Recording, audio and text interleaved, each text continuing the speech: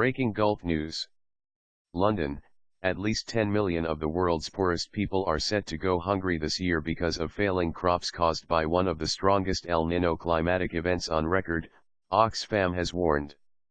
The charity said several countries were already facing a major emergency, such as Ethiopia, where 4.5 million are in need of food aid because of a prolonged scarcity of rain this year. Floods, followed by drought, have slashed Malawi's maize production by more than a quarter.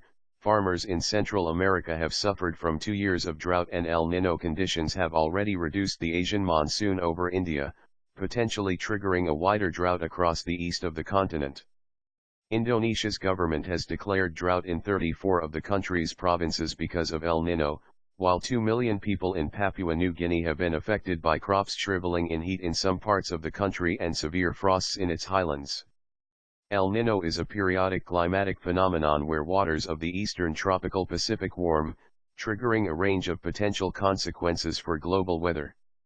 While parts of South America are typically doused in heavy rainfall, warmer, drought-like conditions are experienced in Australia, Southeast Asia, and Southern Africa. The UK Met Office has predicted this year's El Nino could be the strongest on record since 1950, warning that famine could grip West Africa. An Oxfam report, called Entering Uncharted Waters, states the El Nino will rival that of 1998, which caused droughts, floods and forest fires that resulted in 2,000 deaths and caused about $33 billion $120 billion in property damage.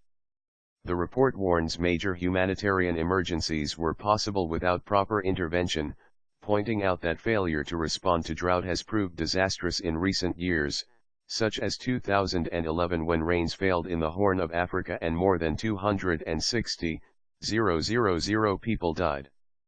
Dr. Helen Shoke, the chief executive of Oxfam Australia, said the charity had already started work with communities, including in Papua New Guinea, in an attempt to stave off crop failures. We are working with farmers in PNG to plant drought-resistant seeds and to help them with the collection of rainwater, she said. Vanuatu is another country where we are doing that work, although, cruelly, they've already had a head start due to the repairing of water systems due to Cyclone Pamphlet. Our staff in Zimbabwe and Malawi, for example, are expressing concern about the preparedness of the seasonal crop. People who rely on subsistence farming aren't necessarily prepared for frosts or drought, which is when food security becomes an issue.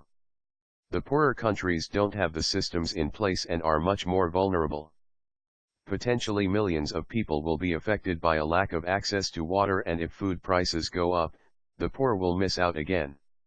El Nino-like conditions were expected last year but failed to materialize. The El Nino now brewing in the Pacific Ocean is expected to end in January but may, in the long term, become more frequent. Research published in Nature Climate Change last year predicted El Nino frequency could double because of climate change fueled by the release of greenhouse gases. Last year was the warmest year globally on record, with 2015 and 2016 potentially set to cause this record to topple again. Shoke said the international community needed to ensure El Nino conditions weren't replicated every year by changes to rainfall, extreme heat, and cyclones caused by climate change. We can't keep just patching up communities, she said. We need a long-term vision for climate change. We need to reduce emissions, move away from old technologies and address this issue.